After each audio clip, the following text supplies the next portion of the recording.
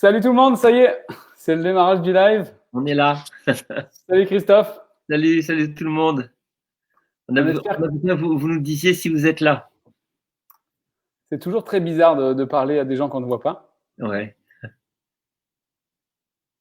Est-ce que vous pouvez nous mettre des petits mots, s'il vous plaît, peut-être pour nous dire vous êtes là, parce que là, pour l'instant, on est à un grand moment de solitude. Voilà, bonjour Christophe. Bonjour Damien. Alors, je vous rappelle, hein, moi je suis à Paris et Damien est dans la Drôme.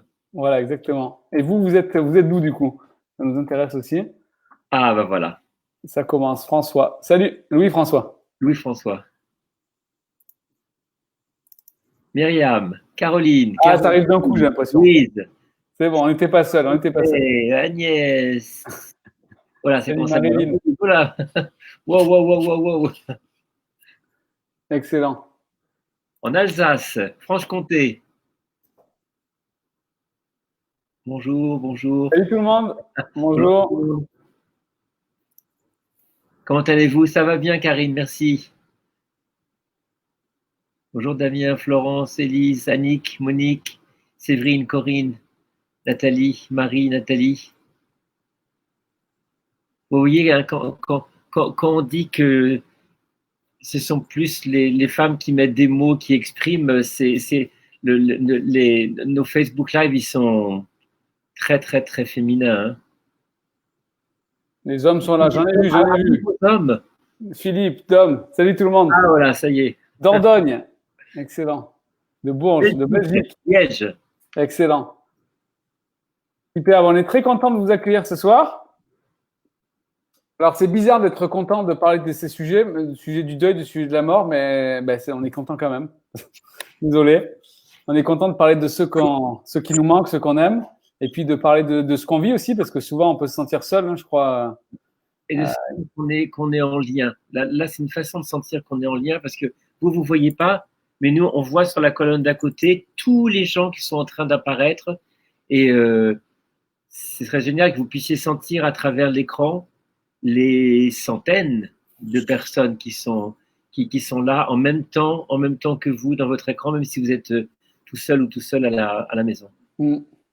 Alors ce soir, on a vraiment une sensation il va se passer quelque chose. On a préparé ce live depuis plus d'une semaine et on a énormément, beaucoup plus de commentaires que d'habitude. De questions, ouais. De questions, ouais. Et on pense que vous avez invité du monde et c'est chouette. On va essayer d'être à la hauteur, surtout Christophe. Et oui. Voilà. Il ne met pas la pression. Voilà. Et ce qu'on vous invite à faire pour commencer, c'est peut-être de partager ce live. Vous voyez, c'est dans ce post live, de partager sur votre page et d'inviter à participer au live, parce qu'on a vraiment envie qu'un maximum de personnes bénéficient de ces discussions qu'on va avoir. Donc n'hésitez pas, je ne sais pas si vous arrivez à trouver sur vos lives, vos réseaux sociaux. Et on est en train de réfléchir à un système aussi pour l'ouvrir sur YouTube, parce qu'il y a pas mal de personnes âgées qui n'ont pas Facebook. Ouais. Et on aimerait qu'elles aient accès. Donc le prochain coup, on vous promet, on va faire un nouveau système pour l'ouvrir. Et les questions arrivent déjà, voilà. Okay. Alors juste pour commencer, avant de laisser la place à Christophe et à vos questions, j'avais une petite vidéo à vous montrer. Alors Christophe, c'est un peu pour toi aussi.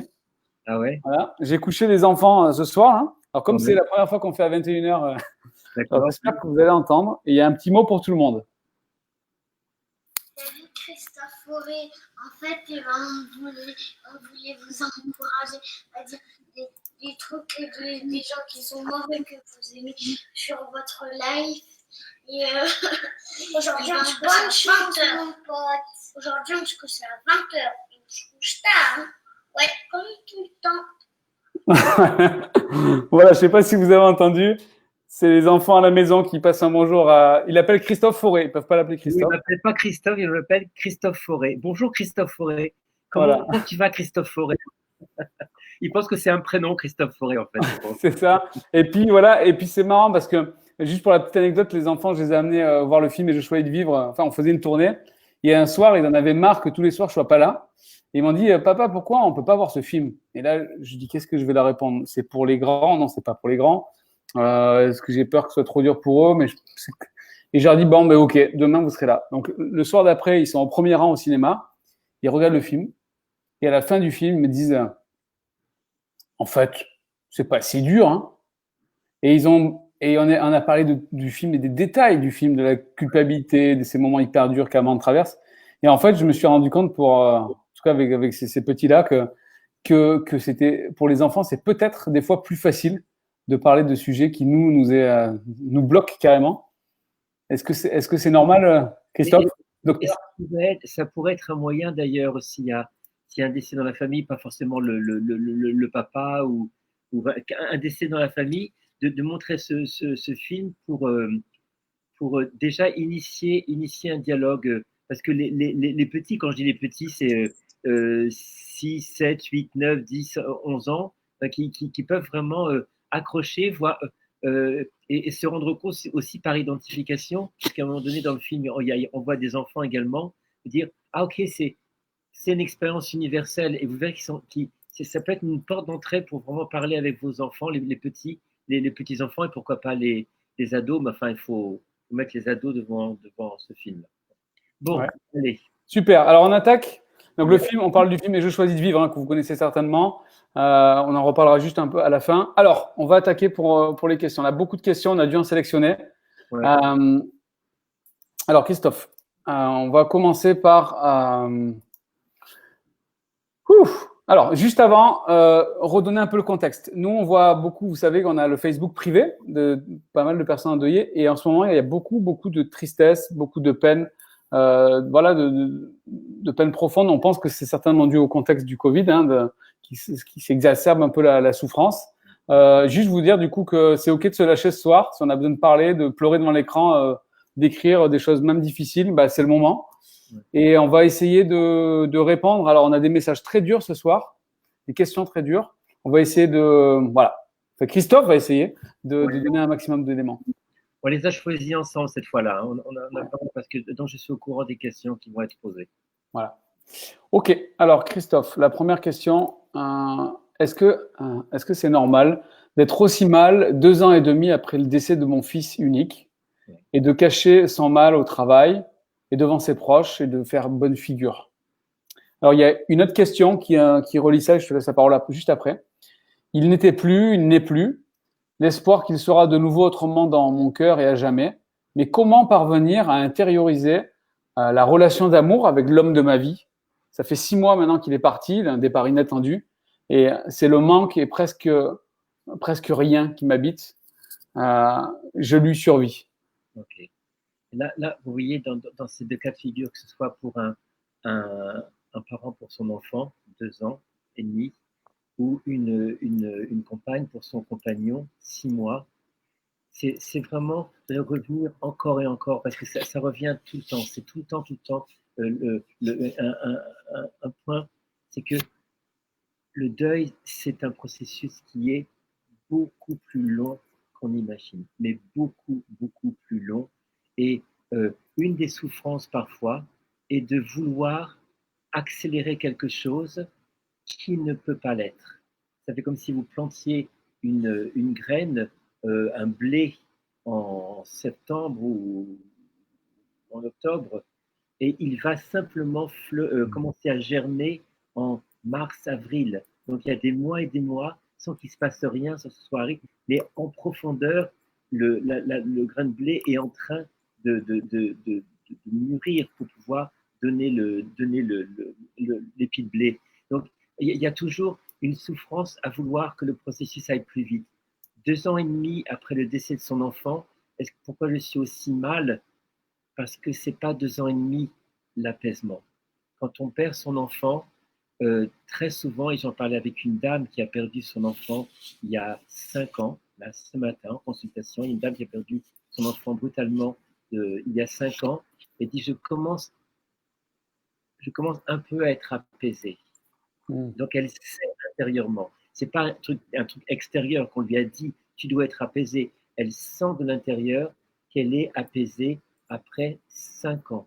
Et je me souviens, il y a 3 ans, donc 2 ans après le décès brutal de son enfant, elle était elle était super mal. Elle était super mal. Et j'étais là encore à répéter. C'est toujours cette même chose. C'est un processus qui s'inscrit dans le temps. Donc, ça vous paraître effroyablement non quand je dis 4 ans, 5 ans, 6 ans. Entendez bien, où on a la perception que le plus gros de la peine est derrière soi. Ça ne veut pas dire que la peine est arrêtée.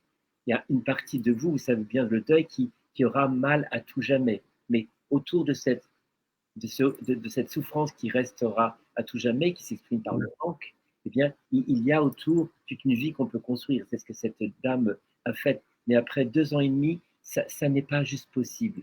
Ça n'est pas possible de pouvoir espérer qu'il y ait déjà l'apaisement. C'est beaucoup plus long. Et là, après 2 ans et demi, on est vraiment dans la 3e étape du processus de deuil, qui est l'étape la plus douloureuse, vraiment la plus douloureuse. Et pour cette dame, après 6 mois, on sait bien qu'après le décès du conjoint, pour dire à peu près ce temps où on commence à pouvoir imaginer ou ressentir que le plus gros de la peine commence à être derrière soi, même si on est encore dans de la peine, c'est 2 ans, 2 ans et demi, 3 ans parfois un peu plus. Hein, donc ce sont des moyennes, ce que je vous dis. Bien sûr, restez pas figé sur les moyennes. Les gens me disent, mais moi c'est à tout jamais. Oui, c'est à tout jamais qui me manquera. Oui, à tout jamais. Mais l'intensité, le côté aigu de la peine, hyper douloureux des premiers temps, ça peut être en moyenne la perte du conjoint 2 ans, 2 ans et demi. Donc après 6 mois, il est totalement normal que ce soit difficile. Plus encore, on est en train de sortir de la 2e étape où on avait encore beaucoup de mécanismes de protection psychique qui protégeaient de l'intensité de la souffrance. Et là, il commence à s'émousser au fil des mois, et autour de 6 mois, 7, 8, 9, 10 mois après le décès, c'est là où ils ont tendance à s'émousser et où où se lève la 3e étape, qui est le moment que j'appelle le moment du vécu dépressif, qui va durer longtemps, et qui est vraiment le temps qui, pour moi, dans mon expérience, est le plus douloureux. Donc, ces temps, ne rajoutez pas, je vous en supplie, de la souffrance à vouloir que le processus aille plus vite. Il ne peut pas aller plus vite. C'est comme si une blessure que vous faites, que vous vouliez qu'elle soit cicatrisée le lendemain, le soir pour le matin. C'est impossible. Vous respectez le processus parce que vous savez que c'est impossible que la peau cicatrise en simplement une nuit, alors que c'est la même chose pour le processus de deuil. Ça va mettre beaucoup de temps parce que la plaie est très profonde. Donc vraiment, soyez vigilants par rapport à la durée. Et je comprends que c'est hyper douloureux, mais parfois on rajoute de la souffrance à vouloir que les choses aillent plus vite qu'elles ne peuvent aller. C'est important de se le rappeler. C'est un processus naturel et on ne peut pas le faire aller plus vite. Vous ne pouvez pas, quand le soleil se lève à l'est, vous ne pouvez pas faire en sorte qu'il se lève plus vite. Il va se lever à son rythme et il va se coucher à son rythme.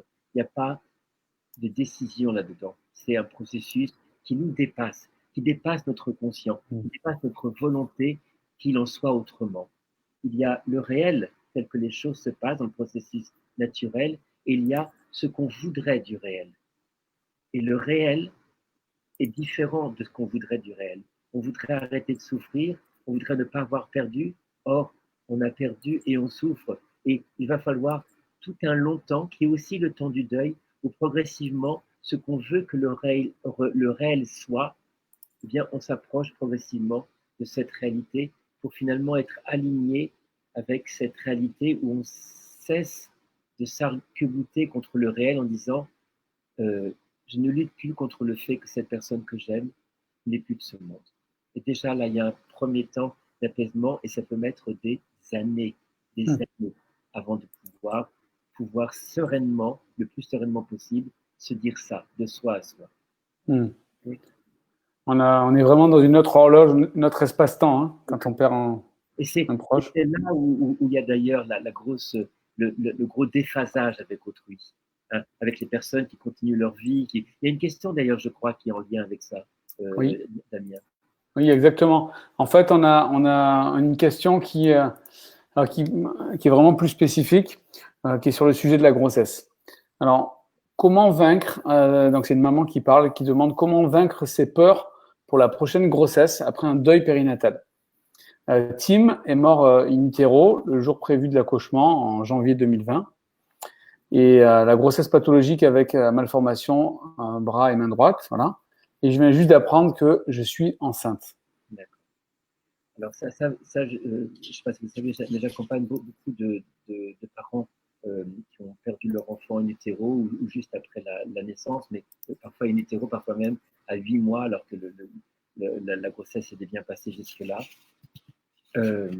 C'est incontournable. Vraiment, peut-être qu'il y a le moyen, mais c'est incontournable d'être dans cette appréhension.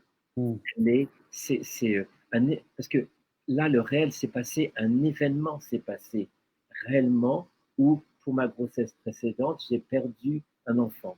Donc ça, c'est vraiment un élément qui appartient à la réalité. Et comme on est en train quand on est enceinte, de suivre le même cheminement, on redoute de façon complètement légitime qu'il y ait la même chose. Donc dans ces cas-là, je crois qu'il faut vraiment informer l'équipe médicale, l'équipe obstétricienne qui suit, pour dire ok, c'est pas une grossesse à risque, mais c'est une grossesse à risque psychique.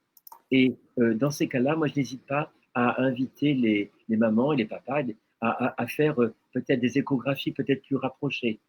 Si c'est un moyen de rassurer, eh bien ça peut être important pour eux. Peut-être de façon tous les mois peut-être s'assurer que vraiment effectivement ça se passe, alors que c'est pas forcément des échographies qui sont espacées. Ça peut être un moyen de se rassurer. Mais c'est aussi voir s'il y a une composante traumatique, c'est-à-dire que dans quelles conditions s'est fait la disparition de l'enfant, et peut-être éventuellement faire un travail en EMDR pour apaiser la dimension traumatique de la perte de l'enfant. Et un truc qui est vraiment indispensable, si c'est très très proche et très prégnant, là c'est de se faire accompagner. Là vraiment, toute seule, on peut le faire, hein, mais se faire accompagner. Je ne dis pas forcément par un professionnel psy, mais se faire accompagner avec quelqu'un qui, sur la durée, pendant toute la grossesse, va être là pour écouter la maman et le papa également, mais vraiment être dans une attention qui valide la peur. Parce que la peur est légitime. Ça s'est passé et vous savez bien, on ne développe pas des anticorps contre le malheur. C'est pas parce qu'un malheur est survenu qu'un autre malheur ne peut pas survenir. Et donc, il faut vraiment être. Il me dit, mais c'est horrible, pourquoi vous dites ça? Parce que c'est la réalité. Mais il y a une grande chance pour que ça ne se passe pas. Mais cette peur, elle est fondée, elle est légitime. Donc, vraiment, faire un suivi plus rapproché, c'est ce que je conseille toujours, et vraiment inviter à parler encore et encore de ces inquiétudes pour vraiment expurger ça. Alors, je vois pas mal de commentaires, Christophe, et notamment sur ce. Voilà, il y a pas mal de. Nous, on voit beaucoup de retours sur la plateforme et sur l'écoute du prochain enfant. Oui. Est-ce que il y a un temps avant d'avoir, quand on a perdu un enfant, un bébé, un nouveau-né, soit in utero ou après, est-ce que voilà. Alors, il y a 15 ans, 20 ans, on disait qu'il fallait qu'on perdait un petit bébé et qu'on était encore en âge de procréer. Je ne parle pas bien sûr des situations douloureuses où on n'est plus en âge de procréer et on perd un grand enfant, un grand adolescent ou un jeune adulte, et on ne peut plus avoir un autre enfant. Là, je prends le cas de figure où on est encore un jeune couple et qu'on peut encore avoir des enfants. La question se pose. Et il y a 20 ans, 15 ans, on disait qu'il fallait attendre pour éviter ce qu'on disait l'enfant de remplacement. Comme si l'enfant qui allait venir après la grossesse, après le décès, la nouvelle grossesse, viendrait remplacer l'autre enfant. Et on était persuadé de ça. Bien, dans mon expérience, ça fait quand même presque 25 ans maintenant que j'accompagne des personnes en deuil et des parents. Mon constat maintenant, et c'est un constat, c'est que dans l'immense majorité des cas, il n'y a pas d'enfant de remplacement dans la mesure où il y a eu un accompagnement des parents. C'est pas la condition, mais c'est une condition qui est vraiment importante. Ça, c'est une première chose. la notion d'enfant de remplacement, c'est que quand il n'y a absolument pas d'accompagnement, rien, c'est-à-dire qu'on verrouille tout, on n'en parle pas, et après, on reprojette sur l'enfant à venir complètement toute la vie de l'autre enfant. Là, ça arrive vraiment rarement, mais si on sent qu'on a une fragilité par rapport à ça, il faut vraiment se faire accompagner durant cette nouvelle grossesse. Deuxième point, j'ai remarqué combien il était bénéfique pour le processus de deuil, qui est bénéfique pour les parents, enfin bénéfique, en tout cas pas négatif pour les parents, d'avoir un enfant alors que même qu'ils sont en deuil, et peut-être même d'avoir un enfant qui est conçu quelques mois après le décès. J'ai constaté de mon expérience, vraiment directe avec les parents, que c'était quelque chose qui était alors ça peut sembler difficile parce qu'on est dans un processus de deuil où on est dans l'intégration de la mort de son enfant, alors qu'on est en même temps dans un processus de vie, d'accueil d'un autre enfant. Oui. Eh bien, le cœur, la tête, l'intelligence émotionnelle est assez grande pour que les deux processus puissent se faire dans la même personne. Je demande évidemment, là encore, d'être accompagné, mais c'est, de mon expérience, c'est toujours, très souvent en tout cas, très souvent, bénéfique qu'il y ait ce petit qui arrive après. Il y a juste un truc important. Une grossesse, ça dure 9 mois, d'accord ? Si on conçoit l'enfant 3 mois après le décès, ça veut dire l'enfant décède, 3 mois après, on conçoit l'enfant, et 9 mois après, il va naître. 9 plus 3, ça fait 12. Faites attention parce que le petit qui va naître, il peut naître, je me souviens, dans une situation où le nouvel enfant, est né le jour même de la date anniversaire du décès de l'enfant précédent. Donc il y a une certaine vigilance à avoir, et ça conduit parfois même certaines patientes, personnes que j'accompagne, mamans que j'accompagne, à faire en sorte parfois d'avancer, de déclencher l'accouchement. Par exemple, si son petit avant était décédé en novembre, eh ben, elle a fait déclencher l'accouchement en octobre. D'accord. Ce ne soit pas le même mois qui surviennent. Mais même si ça semble difficile, même si l'accouchement il est souvent difficile parce que ça va réactiver fortement le souvenir de l'enfant décédé, mais l'un n'expulse pas l'autre. Je vous assure vraiment, de l'expérience, l'un n'expulse pas l'autre, dans la mesure où, pendant tout le chemin de la grossesse, on a fait une vraie place à l'enfant disparu. On a parlé de lui, on l'a nommé, et qu'il existe vraiment pour les parents, pour que justement, ils ne soient pas dans l'idée de remplacer un enfant, et puis progressivement, commencer à accueillir l'autre. Mais c'est vrai qu'il y a une petite réticence par rapport à l'accueil de l'autre enfant, mais c'est un mouvement qui, le fait d'être enceinte, donne quand même une perspective, et une perspective qui est a priori réjouissante et qui aide à apaiser un peu cette souffrance du deuil. Donc c'est quelque chose que je mettais Tu peux nous rassurer sur ça. Oui, je peux vraiment. Alors, souvent, la question, elle se pose autrement, des fois. Ça peut être la peur de gêner notre nouveau bébé, de se dire, ah, il va se sentir mal, il va pas trouver sa propre place. Ouais. Et j'en vois une autre aussi, c'est le regard des autres, qui sont souvent ignorants. Mais est-ce que ça peut nous freiner aussi? Et comment vaincre ça? Le regard des autres qui dit, oh là là, ils vont trop vite, oh là là, ils n'ont pas fait le deuil, qu'est-ce qu'ils font? C'est n'importe quoi. Vous les laissez parler. Vous les laissez parler. Vous, c'est votre vie, c'est votre couple, c'est votre famille. C'est la fratrie, s'il y a des autres frères et sœurs. Ce n'est pas aller trop vite. Et si les gens vous disent, mais tu ne penses pas que c'est aller trop vite? Non, pas trop vite. On va à notre rythme et on sait ce qu'on fait. On sait ce qu'on fait, on sent ce qui est juste, il est vraiment juste de faire ça. Pour le petit enfant qui va arriver, moi j'invite toujours les parents très tôt à vraiment mentionner le nom du petit frère ou de la petite, enfin de grand frère en l'occurrence, du grand frère, la grande sœur décédée. Quand l'ange, peut-être même mettre près de la table à langer une petite photo de l'enfant disparu, et on met à côté la photo du bébé qui est là. Comme ça, très très très tôt, il intègre ce petit être qu'il n'a pas connu, mais dont on lui parle depuis qu'il est tout petit. Et c'est ce petit enfant, on dit le prénom. Ah, c'était ton grand frère, mais il est plus là, il est mort maintenant. Et pour que ça devienne une normalité, que ce soit normal pour ce petit enfant de savoir qu'il a un grand frère ou une grande sœur qui est pour lui et qui est né et qui est décédé. Il y a quelque chose de très sain là-dedans. Et même pour les parents, c'est vraiment aidant de se dire, OK, on fait une place pleine et entière à notre enfant disparu en faisant une place pleine et entière à notre nouvel enfant qui vient de survenir. Alors, j'aimerais rester sur le même sujet, parce que là, c'est quand même vraiment très intéressant, sur cette grossesse. Allons un peu plus en avant. L'enfant arrive, le deuxième enfant arrive, après la perte du premier. Et donc, on a une internaute qui nous pose cette question. Ma fille, Elsie, de 10 ans, est partie en août. Donc là, c'était plus un bébé qui était mort au début, mais une fille de 10 ans. J'ai découvert ma grossesse en juillet, alors que nous étions en accompagnement de fin de vie.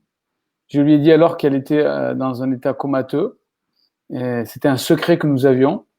Et je viens seulement de l'annoncer à mon entourage. Et la question qu'elle a posée, c'est comment faire pour accepter cette grossesse. D'accord. Donc là regardez, c'est ce que je vous disais au tout début, en termes de temps. Août, donc ça fait septembre, août, le décès de la petite fille. Hein, donc ça fait septembre, octobre, novembre. Ça fait 3 mois. Comment et la maman, là, apparemment, est enceinte depuis 4 mois. Donc, il lui reste, je dirais, 5 mois. Ça fait beaucoup de temps où elle peut travailler ça, ou pour accepter progressivement, parce que là souvent, c'est un cas de figure qui arrive, où la maman dit, mais je veux pas de cet enfant, il est dans mon ventre, mais je veux pas de cet enfant, parce que derrière, il y a la crainte il va prendre la place de l'autre. Mais en même temps, non, il ne va pas prendre la place de l'autre, c'est que l'enfant décédé, il n'y a que 3 mois, il est tellement présent dans sa tête qu'on n'a pas envie de penser à autre chose. Il est tellement présent qu'on n'a pas envie de laisser quelqu'un d'autre, même si c'est un autre enfant qu'on porte dans son ventre, prendre sa place. Et donc tout l'enjeu, et là vraiment, là vraiment, je pense que si on est vraiment très, très, très en rejet par rapport à cet nouvel enfant, là, je crois que c'est vraiment utile de se faire accompagner là par un professionnel pour pouvoir vraiment aider, qui connaît bien le deuil, hein, surtout quelqu'un qui connaît bien le deuil, pour véritablement faire de la place à cet enfant disparu, parce que le rejet de l'enfant qui est dans son ventre provient justement de la peur, prend ses racines dans la peur que cet enfant va évacuer l'enfant qu'on a perdu, et on arrive même à considérer presque comme un ennemi, avec agressivité ou avec rejet, ce bébé qui est là. On a l'impression qu'il va nous contraindre d'oublier, de mettre à distance l'enfant qu'on a perdu il y a seulement 3 mois. Et donc, il faut vraiment se poser, dire, OK, on va faire tout ce travail concrètement, qui était cet enfant, comment elle était, qu'est-ce qui s'est passé, et donc ne pas hésiter à parler de cet enfant. Alors, il y a une crainte qui est là pour les mamans, disent, mais si je parle de mon enfant, je vais pleurer, je vais être malheureuse, je vais l'imprégner d'ondes négatives si je parle de ma peine. Et de toute façon, la peine, elle est là. Qu'on mette des mots dessus ou pas, la peine, elle est là. Et comme je vous dis, c'est important de dire que c'est 25 ans d'accompagnement, donc j'ai déjà des enfants qui ont, enfin, Christophe, 15 ans, 16 ans, 17 ans. Et donc, on peut vraiment faire le constat que ces enfants vont bien. Ce n'est pas parce que quand ils étaient dans le ventre de leur maman a pleuré en parlant avec le psy de l'enfant disparu, de l'enfant qu'ils ont perdu, de combien il leur manque et tout. Le constat est que ça n'a pas d'influence majeure sur l'enfant, parce qu'on le voit après grandir, en harmonie 5 ans, 10 ans, 15 ans, 20 ans après. C'est démontré qu'il n'y a pas un impact. Dans la mesure où il y a toujours une condition où on a fait, quand cet enfant a grandi, on a fait de la place à ce grand frère ou à cette grande sœur disparue avant. C'est-à-dire que de façon la plus naturelle possible, la plus sereine possible, harmonieuse possible, on a dit il a existé, on n'occulte en aucune façon son existence. Et donc là, le nouvel enfant grandit avec un frère, une sœur qu'il n'a pas connu, mais qui fait partie intégrante de sa fratrie. Justement, j'aimerais qu'on parle de frères et sœurs aussi, parce qu'il y a beaucoup de commentaires sur ça. Mais juste avant, s'il vous plaît. Alors, j'aimerais vous partager un commentaire. On a hésité de vous le partager parce qu'il est assez difficile à entendre. Et pourtant, c'est la réalité. Et c'est pas impossible que vous vous reconnaissiez en tant que maman, en tant que papa, peut-être même. Qui dit, donc c'est une maman qui a perdu un enfant et qui a eu un nouveau bébé. On est dans ce sujet-là. Elle dit, je n'arrive pas à lui faire de la place. Je n'ai pas envie de lui parler. Je n'ai pas envie de le caresser. Il n'a pas sa place. Je me sens comme une mère porteuse. Je veux simplement arriver au terme, donner ce fœtus et rejoindre ma fille. C'est exactement ce que je vous disais à l'instant. C'est vraiment parce que ce bébé, il n'a pas de place encore, parce qu'il s'est porté, dans ce commentaire-là, est porté, c'est la même personne, hein, porté par la peur que ce bébé qui arrive va évacuer le souvenir et que tout le monde va se cristalliser sur le nouveau bébé. Ah super, t'es enceinte, c'est génial. Non, c'est pas génial. Je suis en deuil de mon bébé et là, faut vraiment faire la paix avec cette nouvelle grossesse, pas faire la paix avec ce nouvel enfant, faire la paix avec cette nouvelle grossesse, c'est vraiment dire aux gens aussi, attendez, ok, on se réjouit parce qu'il y a un nouvel enfant qui arrive. Ok, on se réjouit. Mais n'oubliez pas, et je vais vous le rappeler sans cesse, que je suis en deuil de mon enfant. Et que le fait d'être en deuil de mon enfant veut dire que j'ai besoin de parler de lui, que j'ai besoin de raconter ce qui s'est passé, de comment il est décédé, de comment je me ressens, et d'accueillir aussi mes émotions. Et en faisant ça, naturellement, il y a tout doucement une place qui se fait pour le nouvel enfant. Mais c'est plus on fait de la place à l'enfant disparu, dans les mots, dans les émotions, dans le fait de faire circuler son nom, dans les proches, plus progressivement, il y a une acceptation et un accueil de ce nouvel enfant, hein, pour justement éradiquer cette peur que le nouvel enfant balaye l'enfant disparu. Donc, alors, rassure-nous, Christophe, tu as déjà vu ce genre de situation? Bien sûr, oui. Comment ça évolue? Si c'est bien accompagné, ça évolue bien, voire très bien. Hein, parce que vraiment, n'oubliez pas, c'est un processus naturel, mais là, il faut peut-être l'aider un petit peu plus et pas trop le vivre tout seul dans son coin. Vous avez remarqué que je conseille rarement d'aller voir un professionnel psy, mais dans ces cas-là, si vraiment on sent qu'il y a un rejet massif de l'enfant à venir, c'est quand même bien de se faire accompagner parce que ça aide à cette transition. Mais accompagné ou pas, mettez bien dans votre tête que la clé pour que les choses se passent du mieux possible, c'est de faire beaucoup de place à cet enfant disparu. Beaucoup de place. La maman disait, là, cette petite fille de 10 ans qui est décédée, donc c'était quoi? C'était une maladie grave, c'était un accident, c'était donc vraiment faire une vraie place. Qui était cette petite fille ou ce petit garçon et quelle était sa vie? Remettre des photos dans la maison. C'est pas antinomique d'avoir les photos partout de la maison de l'enfant disparu et d'être en même temps enceinte. Mais d'être vigilant de ne pas développer une hostilité par rapport à l'enfant à venir, parce qu'il est pour rien, le petit chouchou. Mais c'est juste faire de la place. C'est ça la clé. Vraiment. Alors là, j'ai une question perso. J'en profite d'être dans le live pour placer ma question. Désolé. En tant qu'époux, en tant que mari, en tant que conjoint, comment on réagit? On voit sa femme qui a perdu peut-être le temps d'un instant cet esprit maternel. On attend beaucoup de sa compagne pour faire ce que nous, on ne sait pas faire en tant qu'homme. Et là, ça s'est évaporé et on ne sait pas combien de temps. Comment faire pour aider notre compagne? Ben, ça peut être justement, ça peut être le rôle du papa, comme il a été papa de l'enfant disparu, de dire, ok, ben, comment dire, moi aussi j'ai mon rôle dans le fait de faire de la place à cet enfant dans notre vie pour justement en même temps faire de la place à l'enfant à venir. Et donc on peut vraiment se prendre un temps, et là il reste 5 mois pour cette dame, prendre un temps, enfin et puis longtemps, mais c'est avant la naissance, de vraiment se poser, dire, faire vraiment un travail peut-être ensemble, tous les deux, d'aller voir le même psy ensemble en tant que couple pour accompagner. Moi, je vois très souvent les couples ensemble dans ces cas-là. En fait, dès qu'il y a la notion d'un enfant bébé, un petit bébé qui est décédé et qui a le projet d'un autre enfant, toujours les parents ensemble.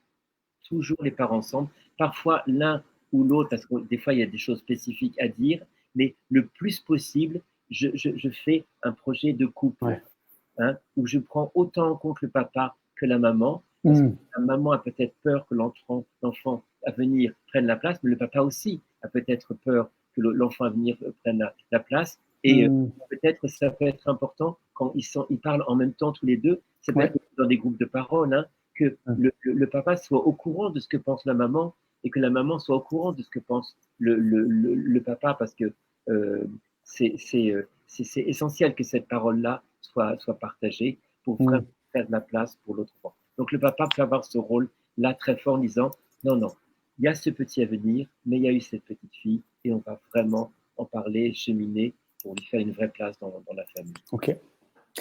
Merci beaucoup. Alors, on a pris beaucoup de temps pour parler de ce sujet ce soir. On a eu beaucoup de questions sur ce sujet de la perte de l'enfant et d'une nouvelle naissance. Alors, je vois certains commentaires qui demandent si c'est le thème ce soir. Alors, a priori, c'était pas choisi, mais oui, c'est venu comme ça. C'est pas un thème particulier. On a eu tellement de questions, c'était étonnant, c'est le nombre de questions. On a eu plus de 110 questions ce soir. Ouais.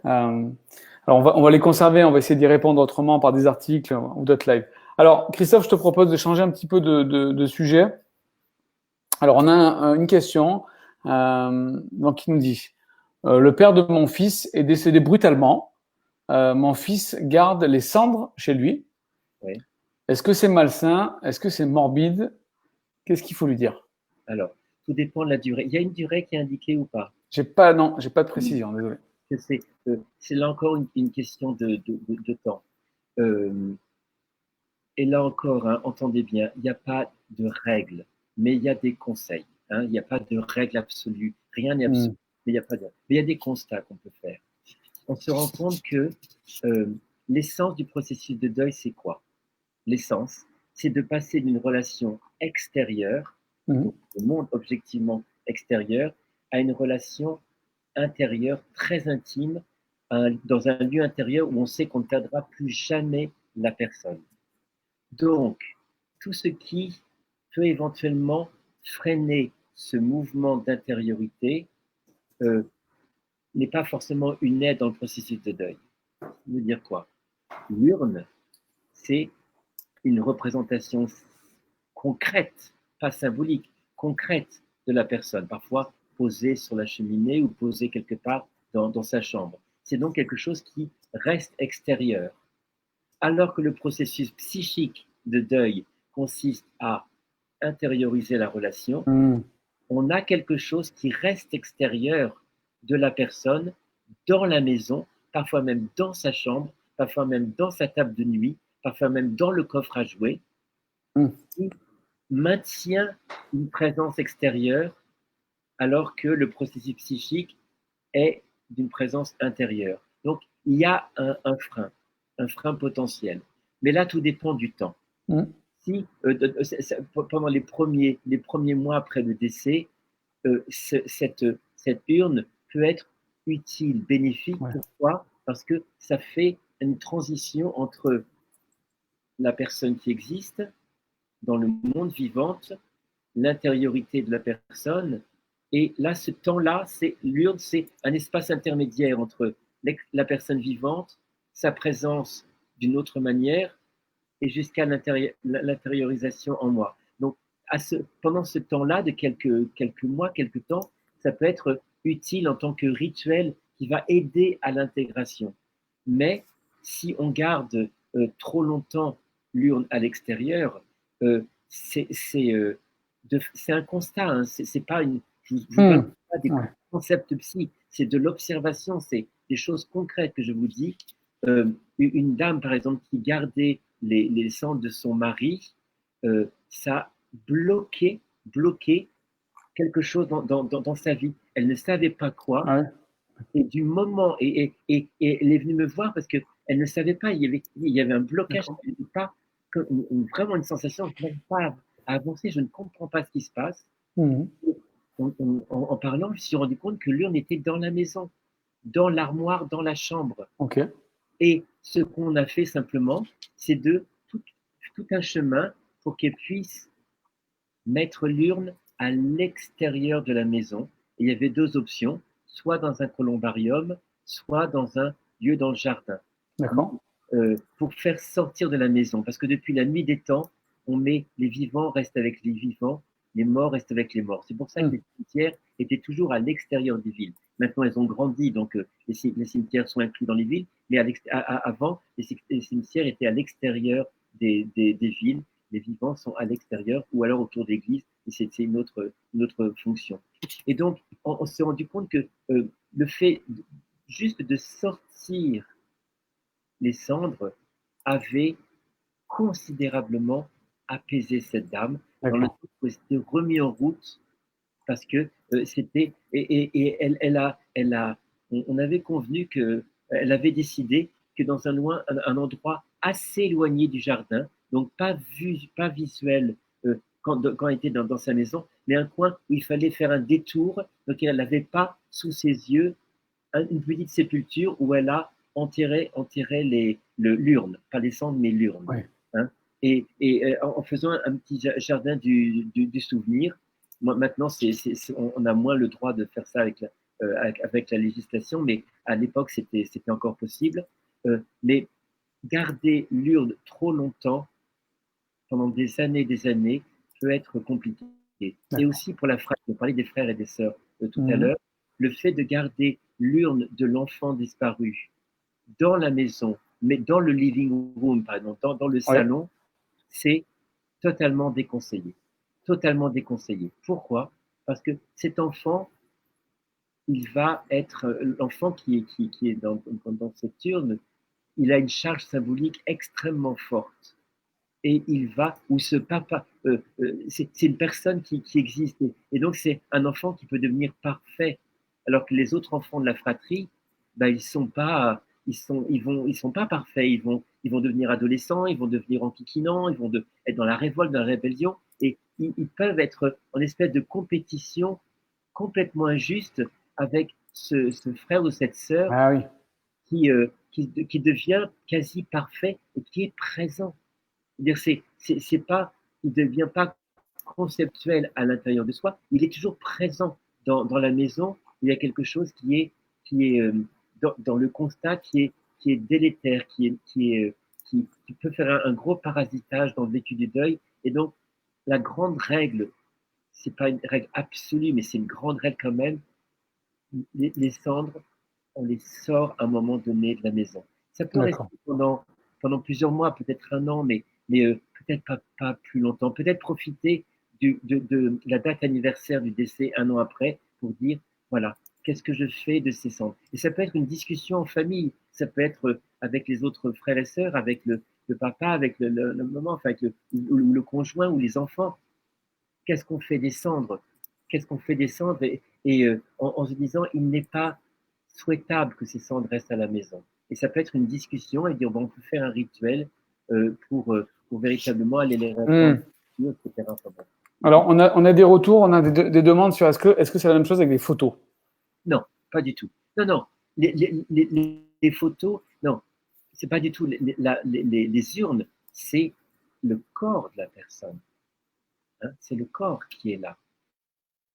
Une image, ça reste une image, ok, physique, mais c'est pas le corps de la personne, c'est pas ce corps qu'on a serré dans les bras, qu'on a caressé, qu'on a porter contre soi. Bien sûr, on peut mettre contre soi une photo, mais c'est pas du tout la même tonalité. Non, non, ça n'a rien à voir. Hein, parce que l'imitant, c'est vraiment le corps réellement de la personne. Et je vous assure que ça fait vraiment obstacle à l'intégration ça freine considérablement le processus de deuil. Ça peut même, je dis rarement que quelque chose bloque le processus, mais en l'occurrence là, oui, ça peut bloquer.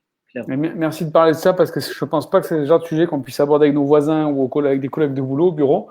Non, pas vraiment. Et pourtant, ça a un gros enjeu d'après ce que tu dis. Voilà, peut-être que vous avez des avis différents aussi, il n'y a pas de problème avec ça. Mais voilà, ça c'est l'expérience de 25 ans de tes compagnons de Christophe. Oui. Merci pour ça. Alors Christophe, tu parlais des psychologues qui ne sont pas forcément formés ou très sensibles sur le sujet. Oui. J'ai une bonne nouvelle, c'est qu'on a une question d'un psychologue. Oui. Donc allons-y, je la prends. Alors, je soutiens un enfant de 8 ans qui a perdu son papa il y a 6 mois. Oui. Que pouvons-nous dire de particulier sur le processus du deuil qui traverse un enfant de cet âge? Oui. Alors, parenthèse, là, aujourd'hui, on se rend compte qu'on ne parle pas beaucoup du compagnon, de la compagne, de la perte du conjoint. Ni des frères et sœurs. Non. Mais là, c'est comme ça. Comment on accompagne donc un petit de cet âge-là, de 8 ans? Eh bien, je dirais que ça peut être plus facile qu'avec un ado. Parce qu'un ado ou pré-ado, il peut vraiment se bloquer. Ces petits âges-là, 5, 6, 7, 8, 9 ans, c'est des âges, je mets des guillemets, faciles. Parce que les petits sont ont beaucoup moins la crainte de parler. Ils ont encore, contrairement à l'adolescent, encore une confiance aveugle souvent dans l'adulte. Et donc, ils ont vraiment besoin d'être. Ils s'en remettent beaucoup à leurs parents. D'accord. Leur papa ou leur maman, en tout cas le parent qui reste, si un des parents est décédé. Et donc, ça peut être vraiment. Les petits, à ce moment-là, ils ont vraiment besoin qu'on leur dise les choses en clarté, qu'on montre les photos. Ils sont assez concrets à ce niveau-là. Il y a de la pensée symbolique qui commence à se développer, bien sûr. Ils sont assez concrets. Donc, ils ont besoin de regarder les photos. Ils ont besoin qu'on leur parle, qu'on leur raconte encore et encore le papa, qui était le papa, comment il était, la maman, comment elle était. Peut-être même lui dire, tiens, tu sais, tu as les yeux de ton papa, ou tu as une même habitude que ta maman.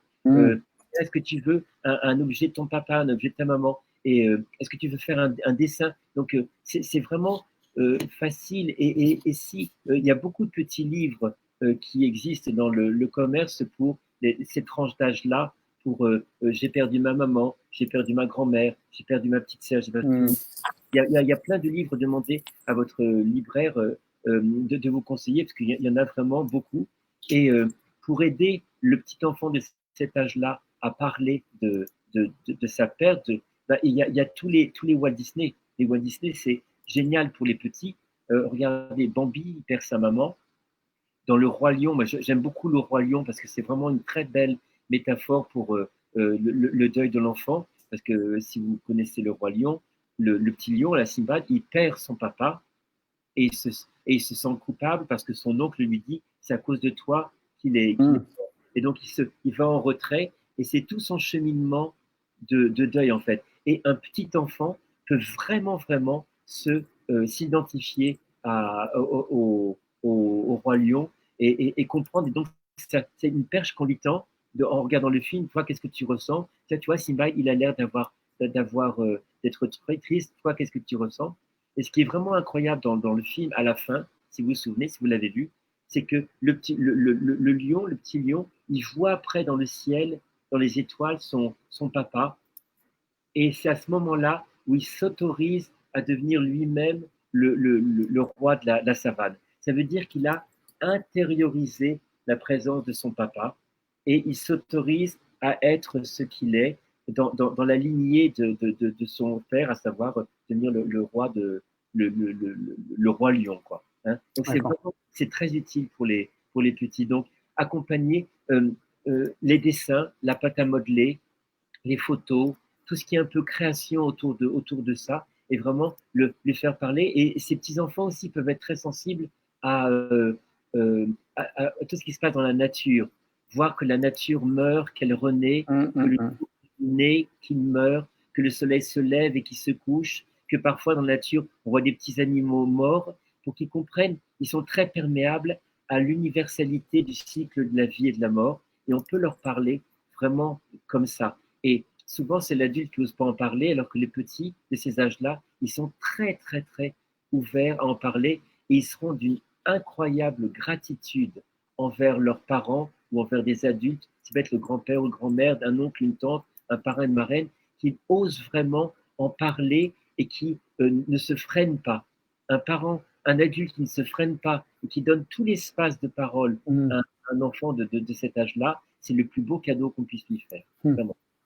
C'est vrai.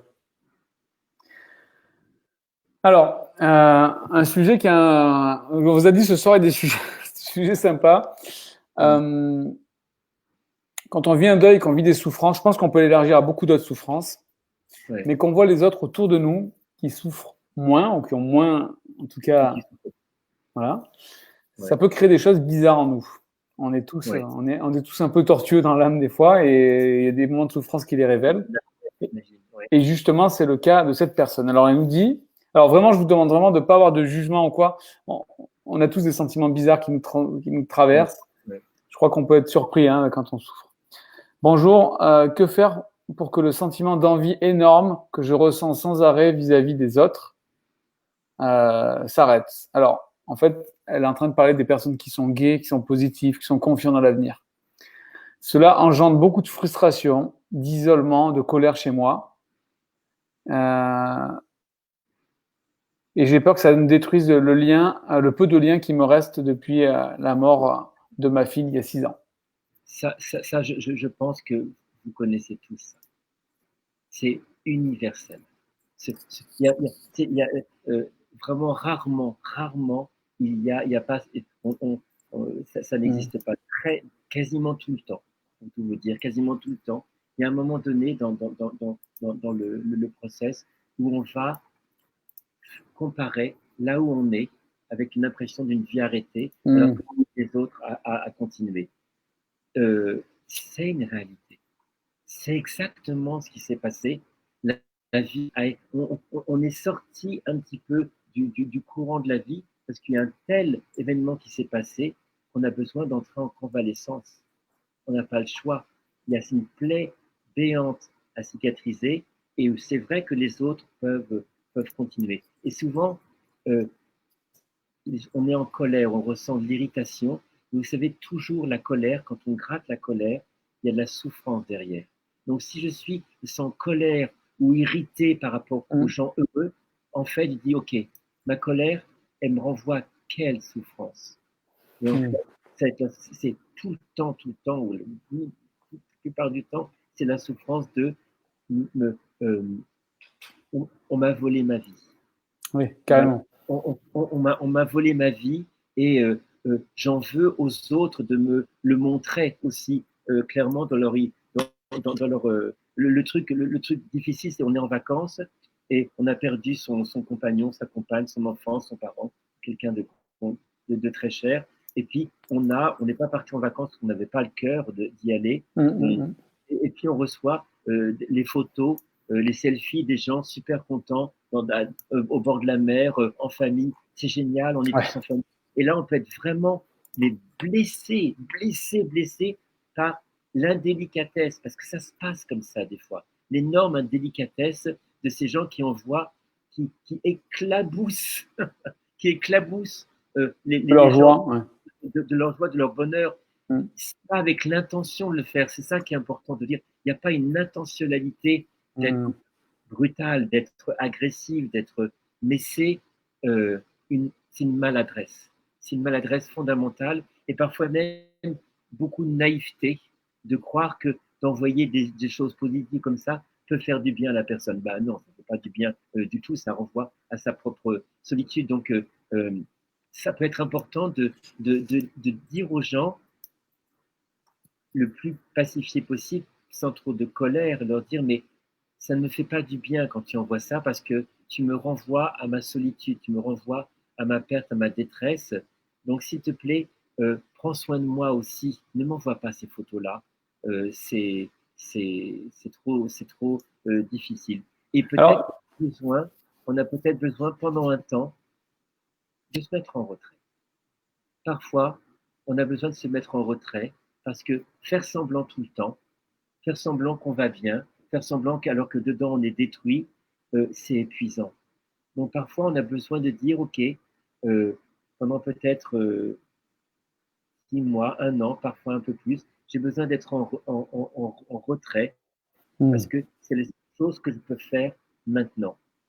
Et ne me forcez pas à aller là où je ne peux pas aller pour le moment. Je pourrais y aller, je pourrais y revenir, et c'est une promesse qu'on doit se faire à soi-même. Je pourrais y revenir dans ces interactions-là, mais pour l'instant, je suis en convalescence. Et quand on est en convalescence, quand on est en maison de convalescence, qu'on a une prothèse de genou, on se met à côté de la vie, on ne va pas en vacances et tout, et on laisse les gens prendre soin de nous, les professionnels ou les gens prendre soin de nous. Mais toujours derrière votre colère, il y a votre souffrance. Et c'est ça qu'il faut adresser en premier.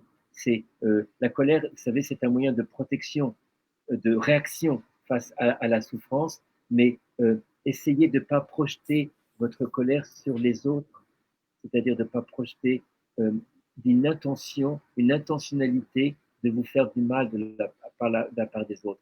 C'est souvent beaucoup de maladresse.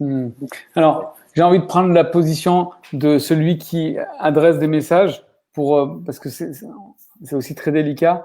Moi, j'ai déjà reçu le reproche d'une personne en deuil qui me dit j'en ai marre parce que tous les sujets intéressants, les sujets de joie, on m'en parle pas. Exactement. Alors, voilà. Que choisir? Voilà, ben c'est la difficulté du juste milieu et de savoir ce qu'on peut accepter. Alors, tout dépend là où aussi où on est dans le processus. Au tout début, dans la dimension aiguë de la souffrance, on ne peut pas penser à autre chose. C'est vécu comme une agression de bonheur des autres. Là, c'est clair. D'accord. Mais à un moment donné, quand on chemine, peut-être après c'est en termes d'années, je pense, hein, plusieurs, 1 an ou 2 ans, peut-être de signifier aux autres, ok, mais de mettre les mots, ça me fait, c'est ambivalent, tu sais, quand tu m'envoies une photo, en même temps, ça me renvoie à ce que je n'ai plus, mais en même temps, tu vois, ça me reconnecte avec de la vie, et j'ai besoin de ça aussi. Parce que n'oubliez pas que dans le processus de deuil, il y a l'intégration de la relation, et une réouverture. Il y a le double mouvement. Réintégrer la relation en soi pour pouvoir vivre avec ce lien à tout jamais en soi, on ne perdra plus jamais la personne. Et ce mouvement-là s'accompagne d'une ouverture, d'une réouverture sur le monde. Hein. Donc il faut vraiment faire ces deux mouvements. À la fois le travail de deuil qui nourrit la relation à l'intérieur et en même temps, peut-être parfois à marche forcée, peut-être parfois avec une peine au cœur indiscutable, et c'est dire, envoie-moi quand même les photos. Aide-moi à me reconnecter parce que peut-être que moi, j'ai beaucoup de mal à le faire tout seul. J'ai peut-être besoin d'une aide extérieure qui me reconnecte avec ce que peut être des vacances, ce que peut être une fête en famille, parce que ça, c'est quelque chose qui appartient vraiment, c'est la 4e étape. Ce retour vers cela en ayant en même temps réintégré la relation. Et on se rend compte que au fur et à mesure que le processus se fait et qu'on arrive dans la 4e étape, la colère dont on parlait tout à l'heure, elle a tendance à s'estomper. À s'estomper. Et il y a une autre dimension de la colère aussi, c'est que on peut être en colère aussi, qu'on a l'impression de ne pas être entendu dans sa peine. Et on peut être en colère de façon étrange, on peut être en colère d'être obligé de dire aux autres qu'on souffre, alors qu'on n'a pas envie de se positionner comme quelqu'un qui souffre, mais on est en colère en disant mais je souffre juste pour être pris en compte dans cette souffrance qui bouleverse complètement l'existence. Et parfois la colère vient du fait qu'on a besoin de rappeler aux autres qu'on est en souffrance, même si on n'aime pas beaucoup cette posture de dire attends, je suis en souffrance, Hein. On n'aime pas ça, Mais c'est nécessaire parfois de dire, je suis en souffrance, je suis en convalescence et j'ai besoin que tu sois vigilant par rapport à ça. Mais en même temps, donne-moi des choses positives. Reconnecte-moi avec un peu d'insouciance. Il y a un timing, hein, mais avec des vacances, réinvite-moi, même si je te dis non pendant un temps, réinvite-moi quand même. Donc, tu encourages les personnes qui vivent ce deuil assez frais dans les premières années, d'avoir cette force de dire, là, c'est un peu dur pour moi, évitez, Oui. s'il vous plaît, d'en parler. Oui. Peut-être de dire, je reviendrai vers vous quand j'en aurai besoin. J'imagine que c'est dur parce qu'on en vit le deuil. Et en plus, on doit expliquer aux autres avec beaucoup de bienveillance. Mais oui. voilà. Mais vraiment, c'est ça. Il y a vraiment besoin de. Et ça, c'est notre responsabilité seule. Hein. On ne peut pas demander aux autres de faire quelque chose qu'ils n'ont même pas idée de faire. On doit parfois les enseigner, leur dire attends, ça, c'est pas approprié. Tu vois, ça me fait du mal. Mais pas avec de la colère. Simplement, je comprends bien que tu ne sais pas, que tu ne connais pas ce processus-là et que ça peut être maladroit. Sache que là, c'était maladroit, que s'il te plaît, m'envoie pas ces photos. Vraiment. Et s'il te plaît, j'ai besoin d'être un petit peu en retrait. Ça ne veut pas dire que je coupe la relation, mais j'ai besoin d'être un peu en retrait parce que quand je vais te rendre visite, j'ai perdu mon enfant, par exemple, et je vais dans votre famille où il y a tous les enfants qui rient dans la maison, c'est trop dur, je peux pas. Ou tu m'invites et moi toute seule avec ton couple et je vous vois amoureux tous les deux, j'y arrive pas. J'y arrive pas. Me demande pas de venir dîner alors je vous vois qu'avec des couples ensemble, c'est trop dur. Donc vraiment, s'il vous plaît, préservez le lien avec moi, relancez-moi, ne m'embêtez pas si je ne réponds pas. Je suis dans un processus où je vais pouvoir revenir, mais m'abandonnez pas. Ne m'abandonnez pas. Et vous, et la personne en deuil aussi, a la responsabilité de ne pas abandonner ses amis. Et parfois, les amis se sentent aussi abandonnés, lâchés par la personne en deuil. Et ils essayent de l'aider, et puis c'est non, non, non, non tout le temps. Et ils ont parfois l'impression d'être pas accueillis dans l'aide qu'ils ont envie de donner. Vous voyez, c'est un délicat équilibre entre la personne qui a besoin d'être dans le retrait, pardon, et en même temps les proches qui ont besoin de savoir qu'ils font du bien, que ce qu'ils proposent, c'est accueilli. C'est un difficile équilibre, mais essayez de ne pas mettre de la colère là-dedans. C'est jamais avec une intentionnalité de faire du mal. C'est très souvent de la maladresse. Donc, on peut mettre des mots là-dessus. Bon, merci pour ça, Christophe. Merci pour autant pour les personnes en deuil que des personnes qui ne sont pas en deuil ou dans un moment un peu moins de souffrance, pouvoir trouver sa bonne posture. On a besoin de le vivre ensemble. Ouais, c'est pour ça, d'ailleurs, entre parenthèses, hein, que dans la nouvelle version que j'ai fait de Vivre le deuil jour le jour, à la fin, il y a une lettre à ceux qui veulent m'aider. Okay. C'est une lettre que j'invite à recopier ou à photocopier et à donner aux gens parce que ça explique un petit peu ce qu'on vient de dire. C'est lettre à ceux qui veulent m'aider. À la fin. J'aime bien. Cœur meurtri qui nous dit oui, on est exécrable. Ouais. Et attendez, on est exécrable, ok. Mais vous n'êtes pas en train de changer. Parce que parfois, il y a une grosse peur en disant mon Dieu, je suis en train de devenir une personne envieuse, jalouse, en colère, dans le ressentiment, dans la frustration. J'aime pas cette personne que je suis en train de devenir. Non, vous n'êtes pas en train de devenir cette personne-là. Vous êtes en train de traverser un moment de votre vie où il y a tellement de souffrance qu'il y a ce type d'émotions qui émergent. Mais si vous prenez soin de vous, si vous accompagnez, si vous comprenez la dynamique du deuil, vous allez vous rendre compte que vous n'êtes pas en train de changer. Vous n'êtes pas en train de devenir une personne exécrable, peut-être pendant un temps, oui, peut-être en colère, peut-être sur la défensive, peut-être très pète sec et envoyer les autres paître. Mais si vous prenez soin de vous, j'insiste bien, ça va progressivement s'apaiser. Et je voudrais juste, il est un petit peu tard là, mais je voudrais juste un point qui est hyper important, qui est un petit peu délicat et qui fait que parfois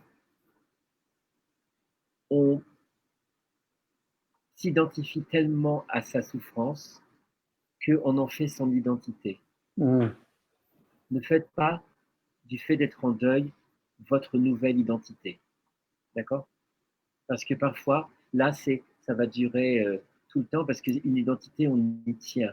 Et le processus de deuil, c'est un processus évolutif. Une identité, c'est plus quelque chose qui est fixé. Hein, on s'accroche d'ailleurs à cette identité. Donc vraiment, on peut, parce qu'on a tellement perdu, qu'on a l'impression d'être tellement plus rien, qu'on peut se raccrocher à cette nouvelle identité de personne en deuil. Et on peut être donc très en colère contre toute personne qui essaierait de nous aider pour nous sortir de cette peine, mais qu'on vit alors comme le fait de sortir d'une identité. Hein? Vous comprenez ce que je suis en train de dire là? Tu comprends, Damien? C'est vraiment important de ne pas s'enquister dans une identité de personne en deuil, mais comprendre que c'est un processus au fil du temps qui ne vous définit pas. Vous n'êtes pas défini par votre perte. Vous êtes une personne qui a vécu une perte. Vous n'êtes pas identifié au processus de perte. C'est un processus qui vous traverse, mais qui ne vous définit pas dans ce qui vous êtes fondamentalement. C'est hyper important. Waouh! Waouh! On vous avait prévenu ce soir, c'était un peu intense. En même temps, on a envie de continuer vraiment, mais bon, on s'est engagé sur 1 heure. Merci beaucoup, Christophe. Merci pour ces conseils qui ont beaucoup de valeur, qui rassurent. Je voudrais insister. N'oubliez jamais le processus. La douleur évolue tout le temps. Tout le temps. Ce processus a besoin de vous pour s'apaiser, mais la douleur évolue. Et beaucoup de gens qui sont sur la plateforme sont des gens qui ont des pertes récentes, 1 an, 2 ans, 3 ans. Et donc, ils ont l'impression, ils n'ont pas le recul, mais regardez, il y a des gens à 6 ans, à 10 ans, à 15 ans qui ont perdu des proches, ils n'ont pas été détruits. Vous avez l'impression que vous allez être détruits, mais remettez le temps, remettez la durée, remettez le processus. Il n'y aura pas que la souffrance, je vous le promets, il n'y aura pas que la souffrance, mais il y a un processus qui transforme cette souffrance. Elle restera toujours en partie en soi, mais on pourra reconstruire une vie heureuse autour. D'accord? Vous savez, tous les jours, toutes les nuits, il y a vos commentaires et les commentaires de milliers d'autres endeuillés qui viennent parler avec nos écoutants sur la plateforme, beaucoup par chat ou par vidéo. Et bon, on a vraiment des gens magnifiques qui sont là pour vous écouter, qui passent du temps généreusement. On va en profiter pour les remercier. Il y a les encadrants aussi qui sont là, qui encadrent tout le monde. 1000 merci pour ce que vous faites.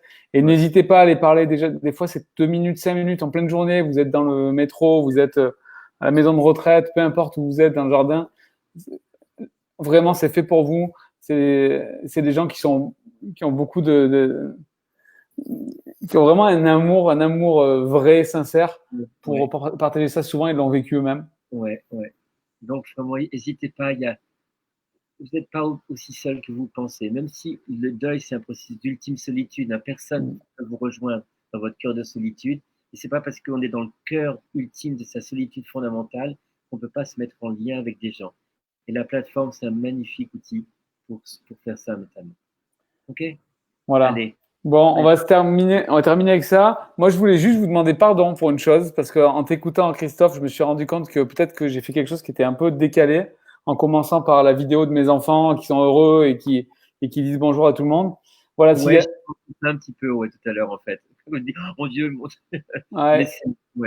S'il y en a que j'ai blessé, je veux vraiment vous demander pardon parce que c'était pas mon intention. Je voulais juste partager cette joie de voir que des enfants sont aussi soucieux, ils disent des morts, parlez bien des morts et tout ça. Je me suis dit, purée, ce que j'ai trouvé beau, c'est le vocabulaire simple. Voilà, mais je voulais vraiment pas éclater ma joie, comme tu disais, Christophe. Désolé vraiment pour ça. Et voilà, je ferai gaffe. Là, on est 300, donc je ferai plus gaffe encore. Vous voyez, mes amis, là, un gars, non, il est là, il est là, qui connaît vraiment bien le processus de deuil. Et vraiment, je sais que Damien connaît vraiment bien le processus de deuil. Parfois, on peut faire des petites maladresses comme ça sans même s'en rendre compte, alors que l'intention était vraiment de partager un truc mignon et tout.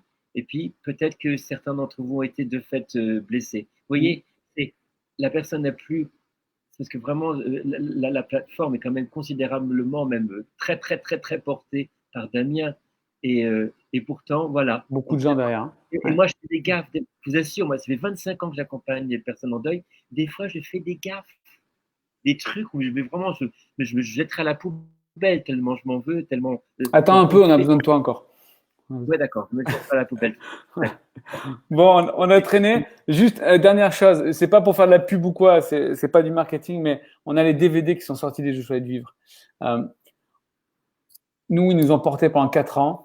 Franchement, ce film, utilisez-le à fond, on l'a créé pour ça. Alors, les DVD, on a fait on a prévu en fait un pack jusqu'à dimanche.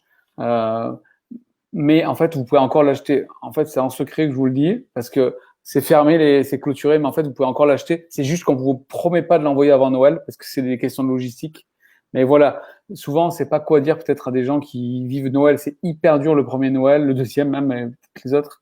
Et des fois, une histoire, un livre comme ceux de Christophe et d'autres, un livre pour les enfants qu'on a parlé, ce DVD peuvent vraiment faire du bien. N'hésitez pas. Tu disais qu'il y avait une version longue de l'entretien qu'on avait fait lors de l'enregistrement. Oui, alors oui, dans le DVD, on a mis un bonus quand tu es dans la cabane avec Amande. Ouais. La petite cabane en bois. Et... Non, je ne t'ai pas demandé combien de temps ça dure. Je ne sais pas exactement. Je ne sais plus exactement. Je crois qu'on avait 20 ou 30 minutes. D'accord. On avait tourné quoi 4 heures 3 heures ouais. Les 3 heures, 4 heures avec Nance et Amande. Et dans le film, c'est 3 minutes, 4 minutes. Ouais, c'est ça.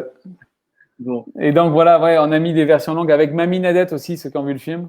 Donc voilà. Et puis donc on est très contents. Et j'ai une bonne nouvelle à vous annoncer que je viens juste de lire là, que je viens d'entendre à l'instant. Après ce que tu nous as amené, ces beaux messages d'espérance, il y a une personne qui a dit que ce soir, elle allait décider de renouer avec sa sœur. C'était au moment où tu as parlé de comprendre que les gens n'ont pas forcément envie d'amener, de choquer par leur joie, leur vie, mais de connecter.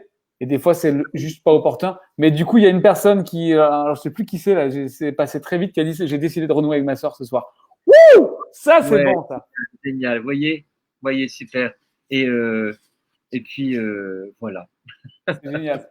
Non, on a des projets de vie, pas de mort. Si on est là, c'est qu'il y a un sens. On a ce processus, ça nous encourage tellement de savoir que ce qu'on vit là, cette douleur qui nous paraît être éternelle, le message que tous les écoutants apportent, que Christophe nous dit ce soir, c'est qu'en fait, ça évolue et ça va aller mieux, il y aura plus de douceur. Voilà. Et on peut, vous savez, on joue les prolongations, mais là, je parlais avec une dame, je vais nommer son prénom, c'est Annie ce matin. Annie me disait, si j'avais pas perdu mon mari, Annie, elle doit avoir 70 ans. Je n'avais pas perdu mon mari, jamais je me serais ouvert à la dimension universelle de la spiritualité, de comprendre le sens des choses, de m'ouvrir au mystère de la vie, de la mort, et de creuser cette saison. Jamais avant, ça m'intéressait. Mais à cause ou grâce à le décès de mon mari, je me rends compte qu'il y a une dimension de l'existence à laquelle je m'étais jamais arrêté. C'est pas forcément religieuse, hein, je parle de spiritualité, du sens des choses, du sens de l'existence, et elle est en train de découvrir une profondeur qui, moi je lui dis, c'est un cadeau de votre mari. Hein. C'est un cadeau entre guillemets, mais par sa mort, il continue à vous aimer en vous invitant à suivre, grâce à lui, ce chemin d'ouverture du cœur, d'ouverture sur le monde et sur le sens profond des choses. Donc c'est bien sûr que Annie aurait souhaité jamais s'intéresser à ça, mais comme c'est cette réalité-là, elle l'accueille comme un cadeau de son compagnon décédé il y a quelques années. Voilà. Ok, on va s'arrêter là. Les amis, merci. On était plus de 300 aujourd'hui. Vous imaginez, c'est quand même une grande famille qu'on commence à être. Et je pense qu'on est généreux pour ouvrir les bras et embarquer d'autres personnes avec nous. Ok. On se retrouve. on se retrouve bientôt le 16 décembre prochain. Ouais, dans 3 semaines. Dans 3 Voilà, semaines. écrivez dans vos tablettes. 16 décembre prochain. On va vraiment parler du sujet de Noël parce que c'est des moments spéciaux. Ouais. Voilà, on va parler de ça. On va recueillir vos questions, mélanger tout ça, en piocher quelques-unes et essayer d'y répondre. Merci encore pour votre confiance. Donc, le 16 prochain, on va faire, je pense que on continue à 21h. Ouais, bah, ça vous convient 21h? Est-ce que vous pouvez nous donner un petit peu de… Alors, la date des prochains lives, nous demande Karina, c'est le 16. Le 16, oui. Mercredi 16 décembre. Oui. Et dites-nous, est-ce que ça vous convient 21h? Avant, c'était plutôt 19h. Ouais. Ouais. 21h. À quelle heure? On vous demande. A priori, c'est 21h. On voudrait juste s'assurer que 21h, ça vous convient bien. Okay. Oui, apparemment, ok, c'est bon. Donc, mercredi, on se retrouve la prochaine fois, mercredi 16 décembre à 21h. Ok? Super. Super. À très bientôt. Merci tout le monde. Prenez soin de vous. À bientôt. Salut. Au revoir.